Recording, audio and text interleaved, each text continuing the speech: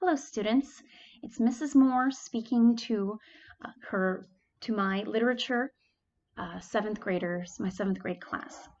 And the first thing I had wanted to talk to you about when we returned from the break was the writing portion of your STAAR test. I graded those. I'm not going to be able to give them to you until we're all together again, but I remember them very well.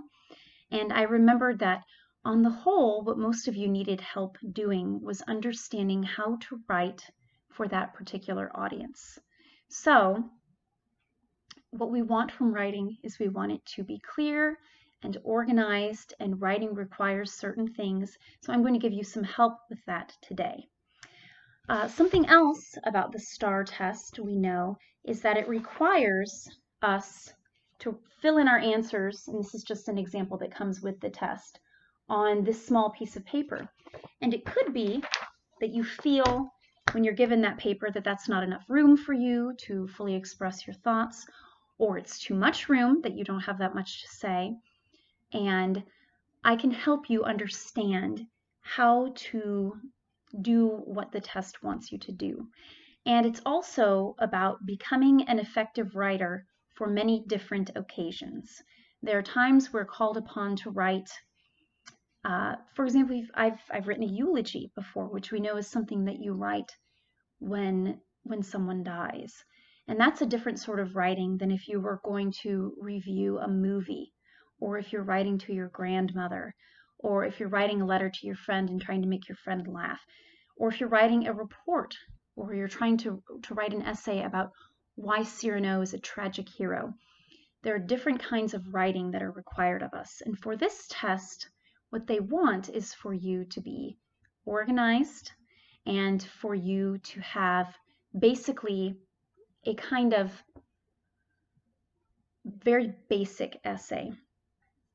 And the wonderful thing about my communicating with you in this way is that you can stop this video and you can write things down, or you can listen to it again if you need to, which I encourage you if you're not getting all of my words.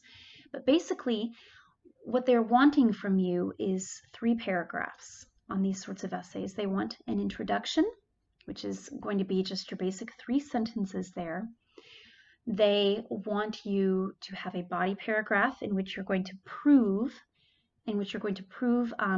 your thesis statement that's in your introduction, and they're going to want you to have a conclusion that kind of sums things up.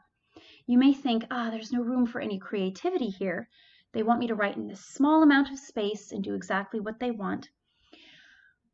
True, at the same time, the words you use can reflect your own creativity. And I saw some of that in your writing. I saw that you were able to take a topic that felt a bit mundane, which was, do people learn better on their own, or do they learn better from others? I saw that some of you were able to make that interesting. And that's great, because you can still be creative even when you're given what feels like restrictive rules. So it is just important. It is important that you are organized, because let's look at this from the STAAR test writers and graders perspective. They have to go through and grade tests for all of the students in Texas. And it's easy for them to do that in many of your other subjects because there are simply bubbles to fill in, right? They put that in a Bubbletron machine, and there's a little hamster that runs in the machine. He's like, yes, no, yes, no. Because that's how machines work. We all know that there are hamsters inside running on a little hamster wheel. Everybody knows that. It's science. But for writing, they can't just have you fill in bubbles. Writing is going to require something more. So what they do is they require the least of your writing they can, where they can get a sense of whether you can write or not. And you may think that's not fair. They can't tell if I'm a good writer in such a short amount of time. Well, I was able to tell things from your writing in that short amount of time. So let me help you improve that. Again, the 3 things that you're going to want. You're going to want an introduction that's going to introduce your topic sentence. Then you're going to want a body paragraph that lays out your argument. And then you're going to want your conclusion. Now, this is going to seem very simplified to you, but you're at this point with that kind of limited space, you're just going to want 3 supporting points to support your thesis. So for example, I have come up with a more interesting, in my opinion, question. So my question that I would like you guys to write about for your homework from this first video is a short essay on what is the perfect pop song. Or you could change it if you like rap or country or Christian rock or whatever it is you like, the perfect song in that genre. And then you're going to have to explain 3 points why it's the perfect song.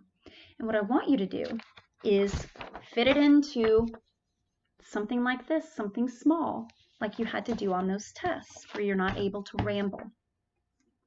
You'll remember when we gave you the test too, you were able to do pre-writing on a piece of paper. I strongly suggest that. So let me give you an example of something that I wrote. And you know me, I like things to be a little bit funny, a little bit different, because writing really should reflect your personality. And I don't think you get in trouble on these tests if you have personality and spirit and humor at all. You just have to fulfill their requirements and be respectful, okay? So, my essay by Mrs. Moore. An example of a perfect pop song is Justin Bieber's Baby. There are 3 reasons this is a perfect pop song. First, it's about puppy love, something to which we can all relate. Second, Ludacris's rap break in the middle makes 40-year-old women feel like they have street cred when they rock the song at the gym. It's true. And third, the opening, whoa, makes such a memorable hook that pulls you into the song. That was my introduction, all right? I gave you 3 reasons. I now have to explain of why Baby is the perfect pop song. So here comes my body paragraph. Baby is an ode to puppy love. Humans have been feeling youthful attraction since Romeo saw Juliet at a party he crashed. And as Ludacris tells us, young love is more powerful than Starbucks. Indeed it is. If you don't know that reference, you need to listen to that song.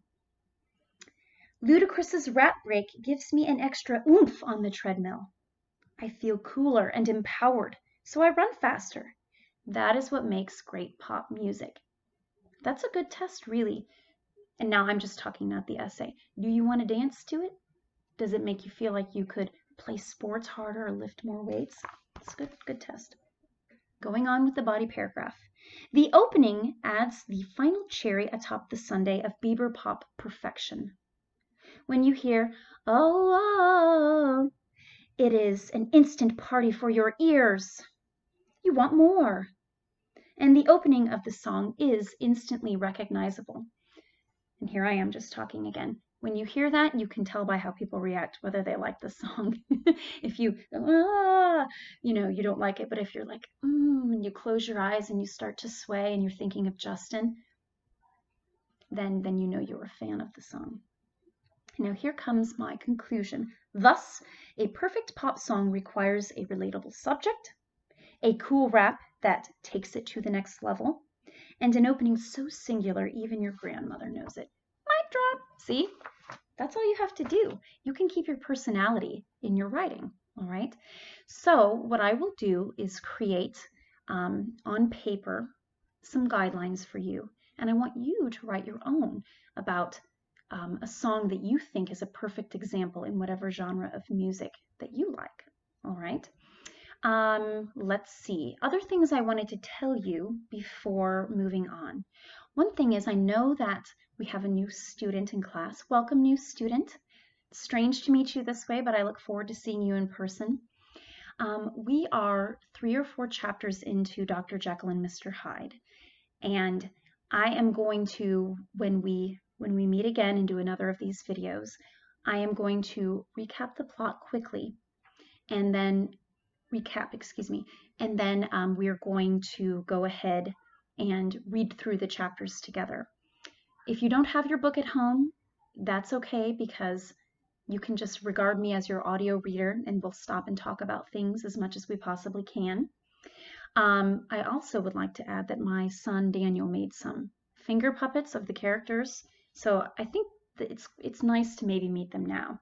We have Utterson, I was told to be gentle with these as they're fragile. This is Utterson. See, he's a lawyer, and he has a briefcase. Here he is, he's enjoying life. But when he sees Hyde, screams like a girl, right? And his hair stands up. But he still holds on to his briefcase. Here we have, let's see. Here we have Hyde himself. Got to be gentle with these. There we are. Here's Hyde, delighting in his evilness. And he's green, why not? And here he is, just looking mean. Just looking mean. Okay. Here we have Dr. Jekyll. Come here, Dr. Jekyll. Kind of has a Clark Kent quality. Just good-looking guy, wears a tie, got square hair, but gets a little sick with some of the medicine he's creating. And I think that's his tongue hanging out of his mouth, I think. Okay. And we have Dr. Lanyon. You will recall Dr. Lanyon, one of the friends that Utterson and Jekyll have had for many years. He's a doctor, and you will recall that he and Dr. Jekyll are no longer talking because of a falling out that he and Lanyon they had over a point in science. And apparently they really care about science. He cares about science so much his glasses fell off when he heard some of the stuff Jekyll was thinking about. Okay. Now, this one Daniel made, this is Mr. Poole. You'll recall he's the one who shows Utterson the door originally. For some reason, Daniel made him a modern kid with a phone in his pocket. You know, this is not the greatest finger puppet. And then I commissioned that Daniel make a little girl, the girl that Hyde runs over in that fateful first story. Here she is, just happy-go-lucky, middle of the night, running on an errand, why not? But then, you know what happens to her, of course. She gets trampled. So, hopefully this is helpful to you. But we will begin with Jekyll and Hyde the next time I talk to you guys. So again, I ask that you would take some notes and come up with an essay, fit it into this sort of format, and I will have an attachment for you that has more specific details. Good to see you again, and talk soon.